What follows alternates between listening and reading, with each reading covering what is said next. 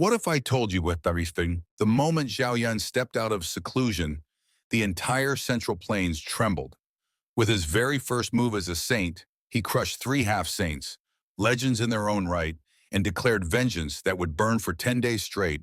And at the heart of it all, the destruction of the Wind Lightning Pavilion and the death of its mighty leader, Honorable Lei.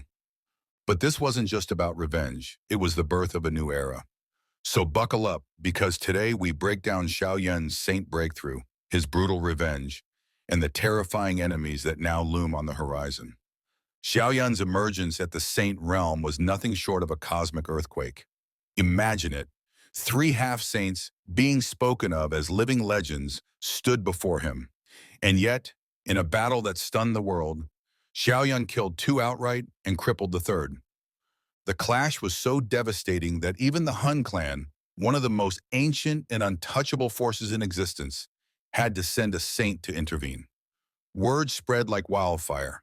If half-saints could fall to Xiao Yan, then no faction was safe. The Falling Star Pavilion's reputation didn't just grow, it exploded to the heavens. From that moment on, the world could no longer look down on Xiao Yan or his rising faction. But Xiao Yan wasn't done. His very first act as a saint was not celebration, but vengeance. For 10 days straight, he led the Falling Star Pavilion across the Central Plains like a storm of fire and lightning. At least 20 factions were wiped from the map, burned, shattered, and erased from memory. Among these doomed forces was one name Xiao Yan had carried in his heart for years, the Wind Lightning Pavilion. These were the men who had once nearly killed him, who forced him into despair until Honorable Feng intervened to save his life. Now the roles were reversed. Xiao Yan hovered in the sky above their burning mountain, expression cold, leading his pavilion army. The Central Plains had one rule: the weak are prey to the strong, and Xiao Yan had no intention of being prey ever again. At the peak of the flames stood Honorable Lei, once an untouchable powerhouse in Xiao Yan's eyes. Back then, an elite dozen like him could have ended Xiao Yan's life with the flick of a wrist. But now, their positions were reversed. "Xiao Yan," Lei roared, blood in his eyes, "the Wind Lightning Pavilion has ties to the Heavenly Phoenix tribe. They will never let you go." Xiao Yan's response was chilling. "The Heavenly Phoenix tribe? In time, I will settle my grudges with them as well."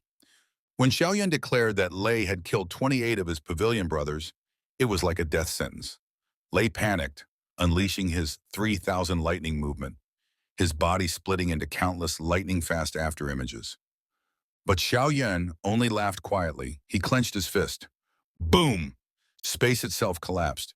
The afterimage froze, spat blood, and in an instant, Lei was reduced to nothing but shredded flesh. No final words, no mercy. And just like that, the once mighty Wind Lightning Pavilion was no more. Yet Xiao Yan was not only a destroyer, he remembered kindness, he remembered debts. Reports soon reached him of the Han Clan, once noble but crushed under the Wind Lightning Pavilion's heel. Their strength was shattered, reduced to a shadow of their former selves. And among their clan were the sisters Han Yue and Han Shui, the same Han Shui who had once saved Xiao Yan's life when he was nothing but a struggling youth in the desert. Xiao Yan sighed. He had been so focused on his cultivation, he had forgotten the pain his presence had brought them. So he sent 3 powerful pavilion elders to the Han clan's aid. In Tianbei City, those 3 arrived like gods descending from the heavens. Within moments, they crushed the Han clan's enemies and offered a shocking decree. By order of the young pavilion master Xiao Yan, the Han clan will rise again. You shall replace the Wind Lightning Pavilion as the northern region's ruling power. Han Shui trembled when she heard his name, emotions flickering in her eyes she couldn't hide. For her, it wasn't just her clan's revival. It was proof that Xiao Yan had never forgotten. But Xiao Yan's journey as a saint was only beginning. His enemies stretched far beyond the Central Plains. The Heavenly Phoenix tribe, one of the ancient clans, now had a score to settle. The Hun Clan, the shadowy masters of the Hall of Souls, lurked in the background, collecting souls across the continent. And the Hall of Souls itself? A terrifying organization boasting 9 Tianzins, each a powerhouse beyond imagination. From the 9th Elder, an 8-star Dozun, all the way up to the first Tianzin, Spalmumanism, an elite saint directly tied to the Hun Clan. If Xiao Yan's saint breakthrough was a declaration of war, then these enemies were lining up for the fight of a lifetime. And so, the legend of Xiao Yan as a saint began with fire, with vengeance, and with a promise that kindness would be repaid and enemies would be annihilated. But now I want to hear from you. Do you think Xiao Yan was right to annihilate his enemies without mercy? And more importantly, who else do you think Xiao Yan still owes a debt to?